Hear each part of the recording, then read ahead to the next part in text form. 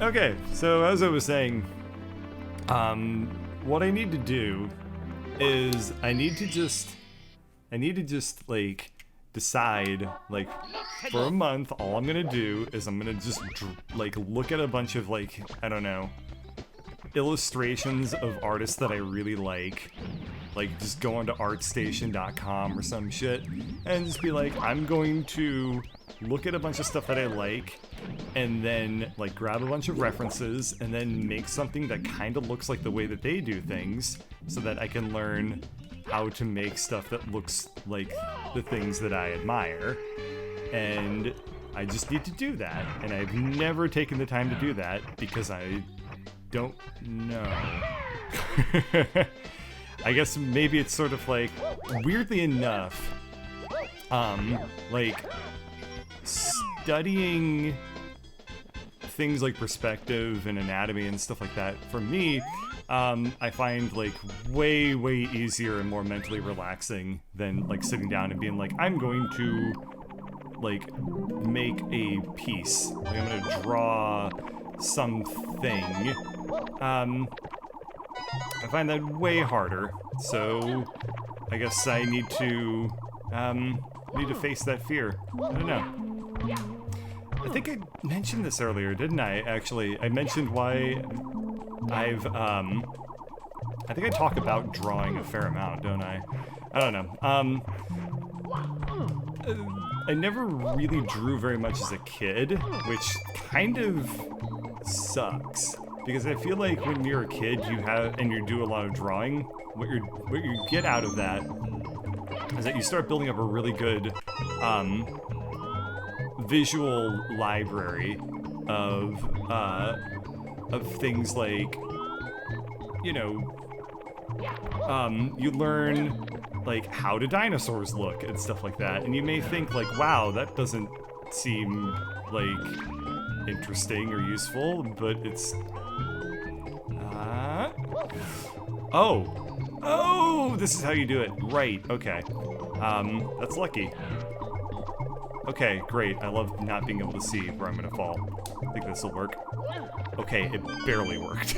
But no, like, if you're a kid or whatever, you got your art books, and you're studying, like, I want to learn how to draw Pikachu or something, and you follow those along, and eventually, years later, when you're an adult, and you're like, I want to draw Pikachu, and then all of a sudden you can just bang out Pikachu from memory, and you're like, I don't know how I was able to do that just now.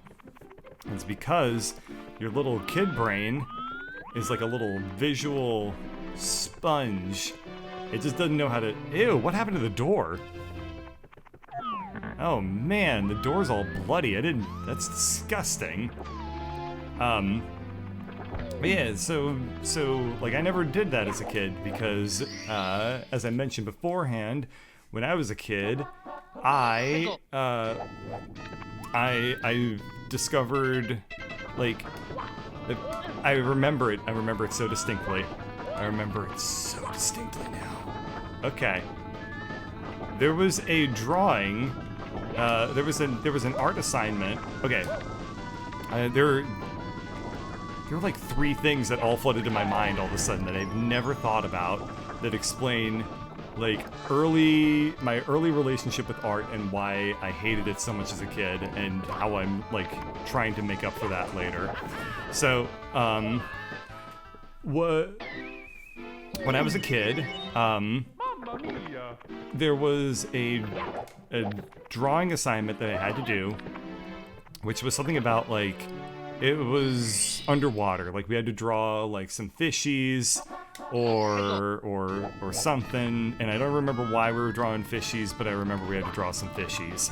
So, I go to do my drawing of the fishies, and I was like, I want to draw, like, a manta, like a stingray, and so I drew a stingray, but then I was like, I don't really know what stingrays look like, but I know that things have necks.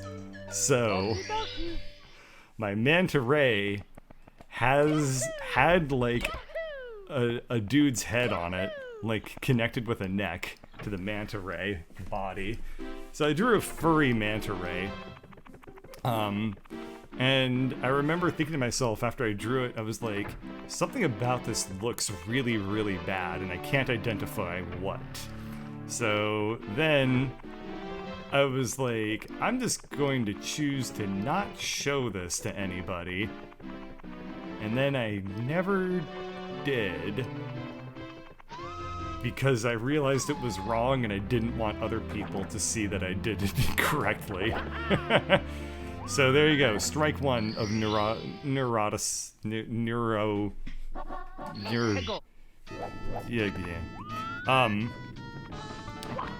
so that was one of the first things that I hated.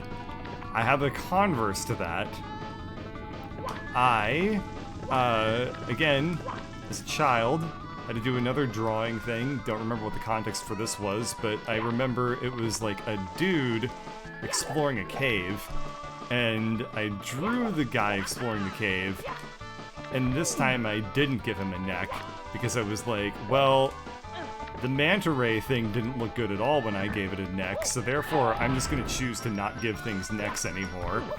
And then after I finished the drawing and I looked at it and I was like, why does this also look bad?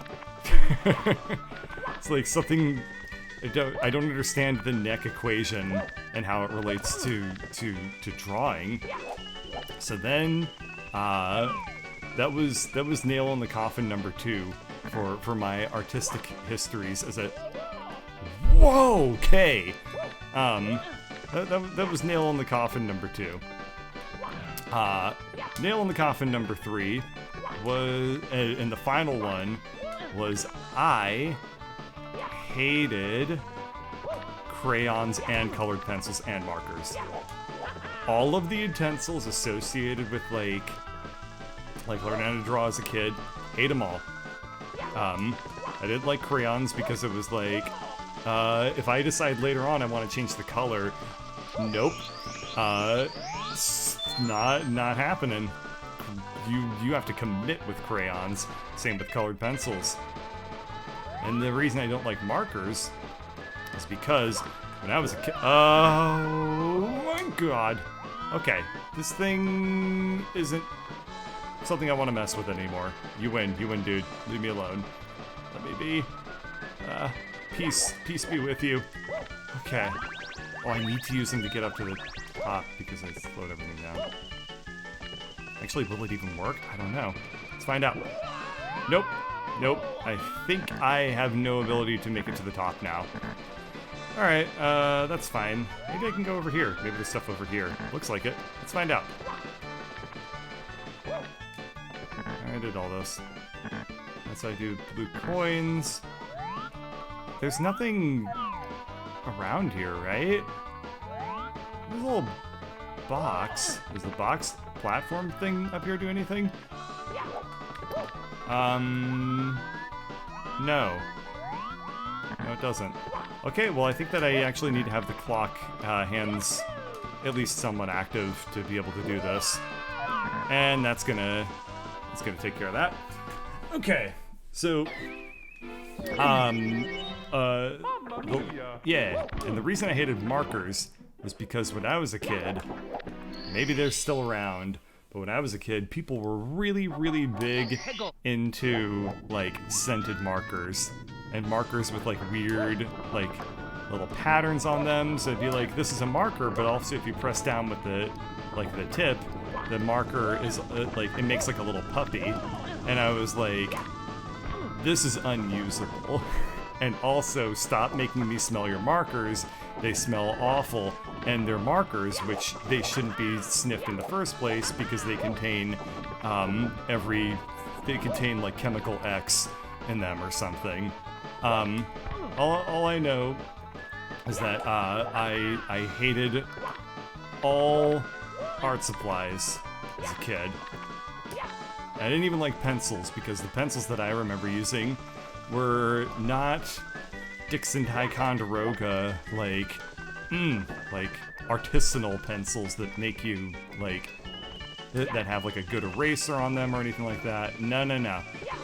I remember having to use like rose art pencils and stuff like that.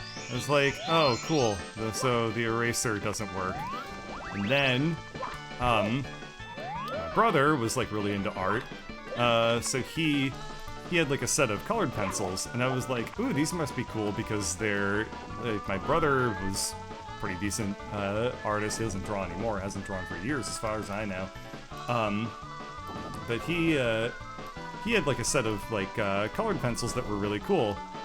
And I was like, I want to use these. And then I busted out the set and I looked at them and I was like, oh cool, these don't have erasers. So the thing that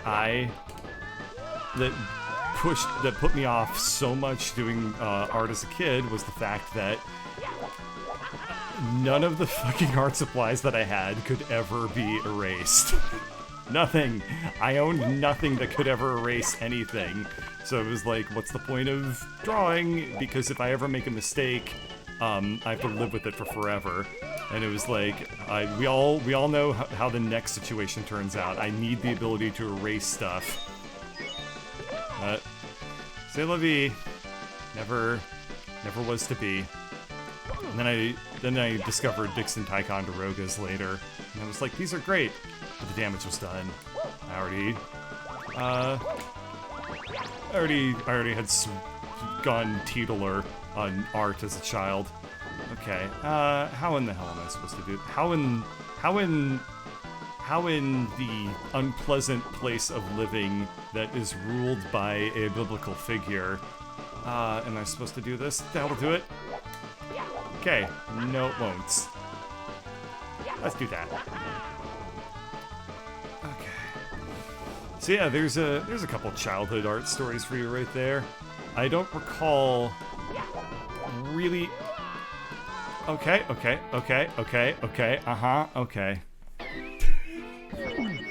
So that was. I don't really recall doing any more art until middle school, and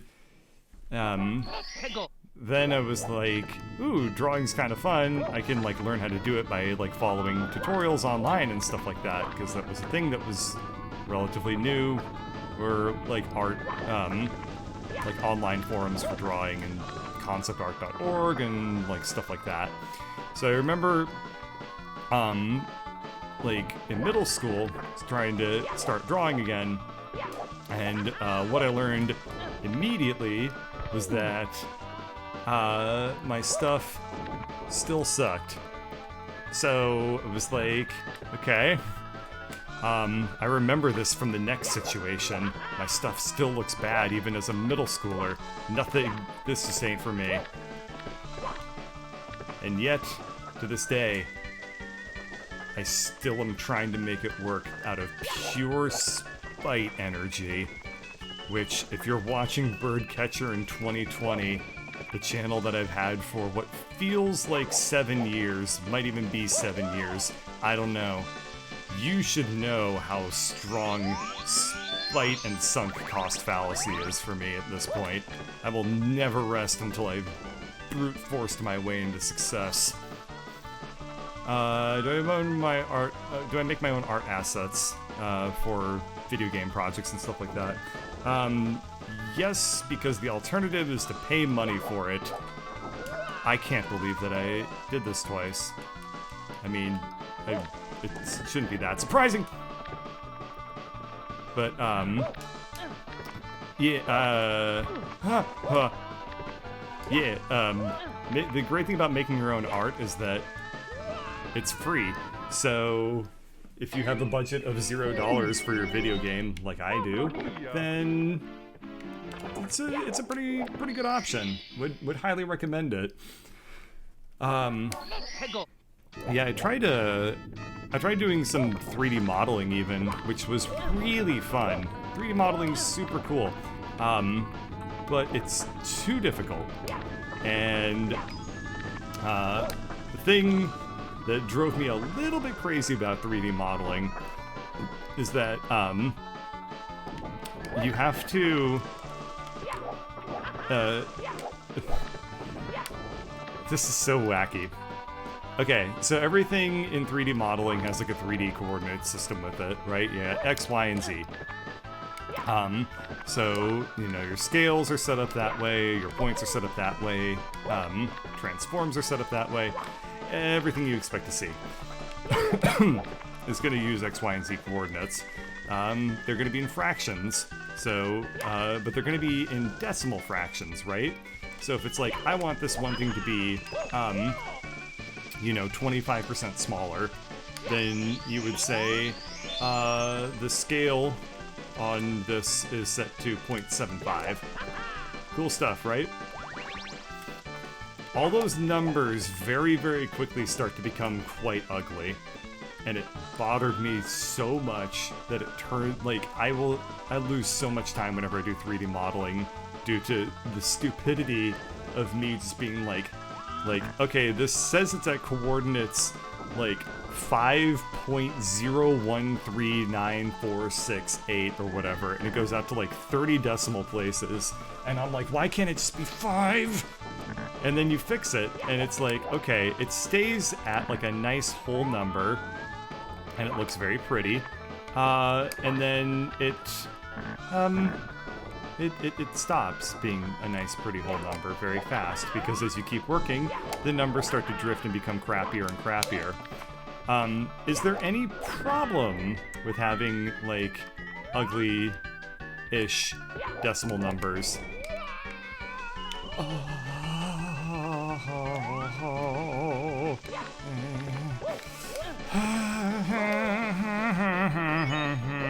No, there's no problems associated with it.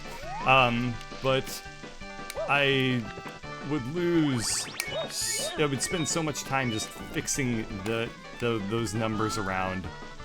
I'd never get anything done, and I was like, this is just not meant for me if I can't get over this.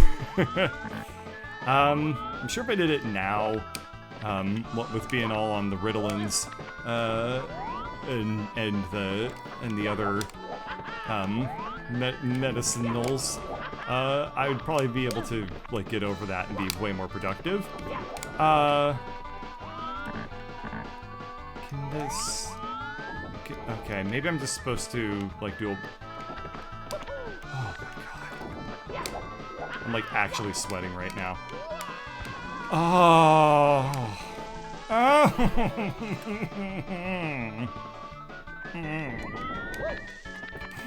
Tick-tock clock. Tick-tock.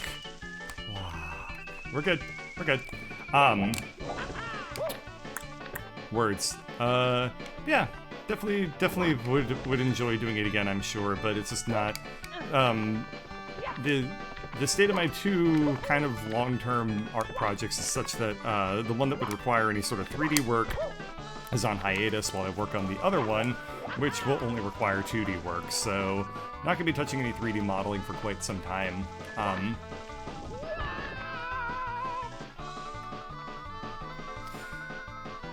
So, we'll see. Maybe I'll be touching 3D modeling sometime in the future.